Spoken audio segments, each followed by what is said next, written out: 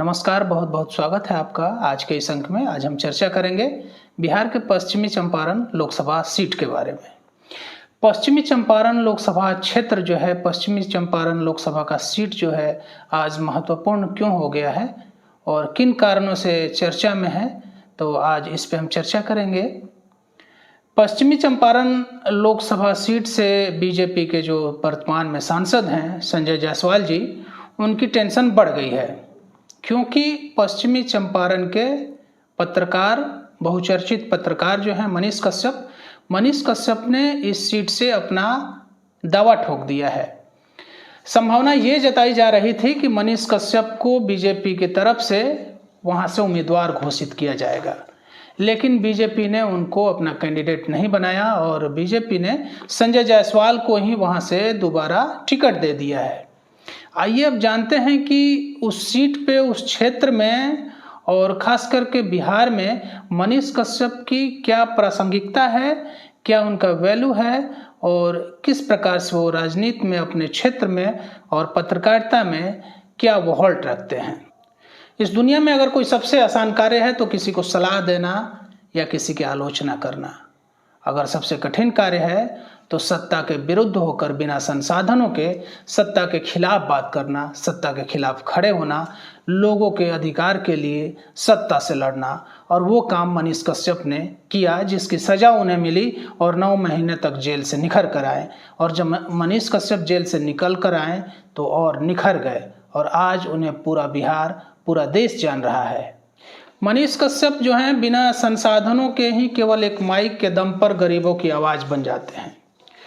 मनीष कश्यप जब किसी की मदद करता है तो वो उसकी जात, धर्म और मजहब नहीं देखता। मनीष कश्यप ने पश्चिमी चंपारण लोकसभा सीट से निर्दलीय चुनाव लड़ने की घोषणा की है।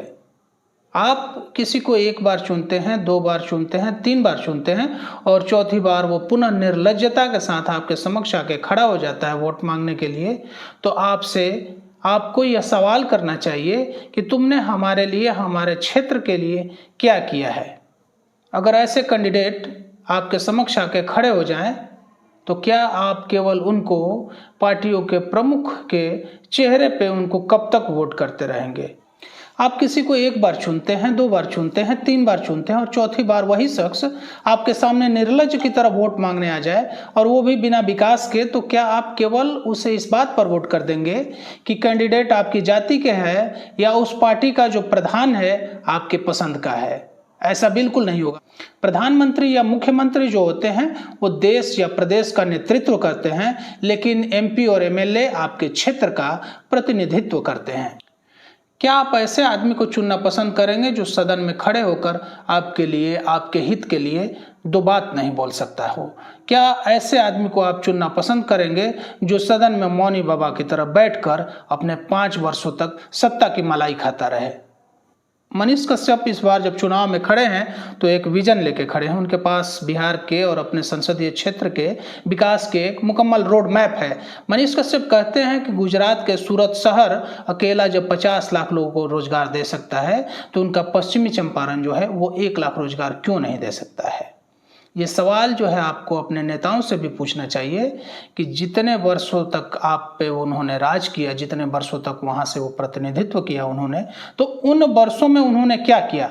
मनीष कश्यप कहते हैं अपने सभाओं में, मनीष कश्यप ने सभा की है हाल ही में, तो उन्होंने उस सभा में कहा है कि मैं स्टाम्प पेपर पे लिख के दूंगा कि अगर 5 साल के अंदर हमने 1 लाख रोजगार आपको नहीं दिया तो सांसद निधि से जो भी हमको तनख्वाह मिलेगा वो मैं तनख्वाह पूरे का पूरा सरकार को लौटा दूंगा। मनीष कश्यप हर ब्लॉक में सुपर मल्टी स्पेशलिस्ट हॉस्पिटल बनाने की बात करते हैं। उन्होंने कहा है कि प्राइवेट हॉस्पिटलों से होने वाले शोषण को बंद करेंगे, ख़त्म करेंगे और प्रत्येक प्रखंड में सुपर स्पेशलिस्ट हॉस्पिटल खोलेंगे।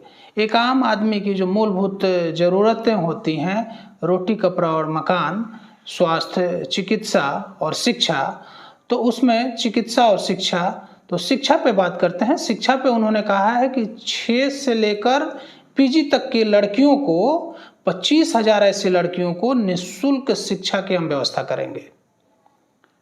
अगर कोई व्यक्ति इस प्रकार की बात करता है तो आप समझ सकते हैं कि उसका विजन, वो कितना विजनरी आदमी है। मनीष कश्यप अपने क्षेत्र में बेतिया और रक्सौल को कहते हैं कि हम उसमें रिंग रोड बनाएंगे और पटना तक 4 लेन करने की बात भी करते हैं। मनीष कश्यप कहते हैं कि मैं अपना हिम्मत और जान दोनों दांव पे लगा कर आया हूँ। मैं आप लोगों से अपील करता हूँ कि आप लोग मेरा समर्थन करें। यानी मनीष कश्यप ऐसा कह रहे हैं कि हमारा हिम्मत और जान दोनों दांव पे लगा हुआ है। मनीष कश्यप कहते हैं कि अगर मैंने अपने वादे को पूरा नहीं किया तो 2029 में आप मुझे वोट मत देना। देखिए, जहां पर एक तरफ राजनीतिक दल अपराधियों और उनके पत्नियों को टिकट देने में लगा हुआ है, वहीं एक व्यक्ति कहता है भरे मंच से कि अगर मैं आपको पसंद नहीं हूं तो आप मुझे आज मना कर दीजिए, मैं चुनाव नहीं लड़ूंगा। वो व्यक्ति कहता है कि मैं 5 साल में अगर अपने वादे को पूरा नहीं कर पाया तो जो भी हमको सांसद निधि से जो भी हमको पैसा मिलता है, तनख्वाह मिलेगा सरकार को, मैं वापस कर दूंगा। हम 5 वर्षों तक विकास ढूंढते हैं और जब चुनाव आता है तो उस वक्त हम सब कुछ भूलकर अपने जात के कैंडिडेट को या रुपए पैसे लेकर वोट करते हैं और फिर हम 5 वर्षों तक विकास करते हैं। क्या ये स्वयं के साथ छल नहीं है? क्या ये अपने परिवार के साथ छल नहीं है? अपने समाज के साथ छल नहीं है? क्या ये आपके बच्चों के भविष्य के साथ छल नहीं है? जब तक इस देश में जाति और पैसे के नाम पर वोट होता रहेगा, तब तक इस देश में विकास की अपेक्षा करना स्वयं के उपहास करने जैसा है।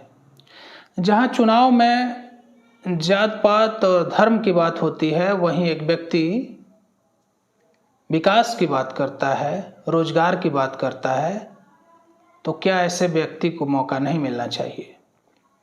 बिहार के लोग अक्सर इस चीज़ का हवाला देते हैं कि बिहार में एक अच्छा नेतृत्व नहीं है, बिहार में एक अच्छा विकल्प नहीं है।